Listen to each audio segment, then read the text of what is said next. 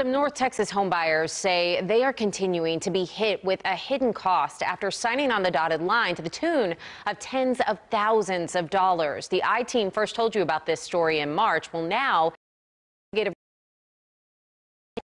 continues. We fell in love with the homes in this community. Moving to Royse City seemed ideal for homebuyer Carla New and her kids. We wanted them to be in a good school district, so that's why we chose Royse City. New signed closing documents in July, aware that she lived in a public improvement district, and that meant some additional cost. But after she closed, she says the more than $4,100 additional cost more than tripled. The PID assessment was now going to be $15,000. The difference was completely shocking. And New says she's not alone. She learned another home buyer here was also told it was about $4,100, but later learned she owed $15,000. We would have bought a home elsewhere if we had known this up front. And then they saw our I-Team investigation from several months ago about a similar issue in a different development. I got probably over 75 homeowners in our complex just here that didn't know anything about the PID. In March, home buyers at this D.R. Horton development in Denton told us no one ever told them they were moving into a PID, or Public Improvement District, and what it would cost.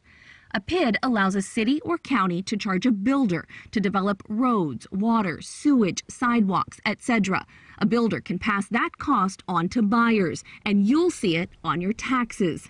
The nearly 100 homeowners were filing complaints stating that each house was assessed nearly $31,000 for the PID, an amount many said they would have paid in full up front at closing if they had known about it. I'm mad. Over time, they told the I-Team the interest was going to cost them tens of thousands of dollars. $76,000. What's $76,000 mean to you over time? We would be living here today. Attorney Rachel Corrala represented the homeowners. Do you think this is an isolated incident? I don't.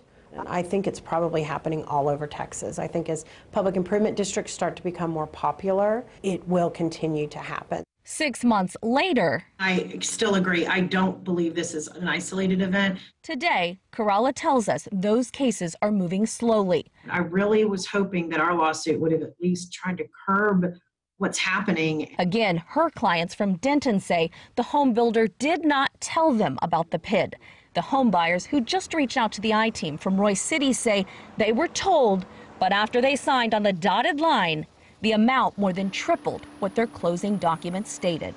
If the #1 builder in America can't get it straight and can't figure out how to inform people properly about these PIDs, then how can anyone expect a homeowner to do it? I would appreciate them paying the difference in what is in our contract and what is actually being asked of us to pay now.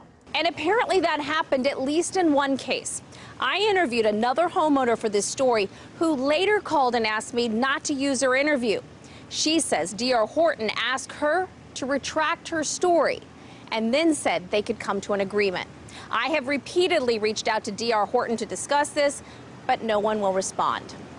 I'm Ginger Allen, CBS 11 News.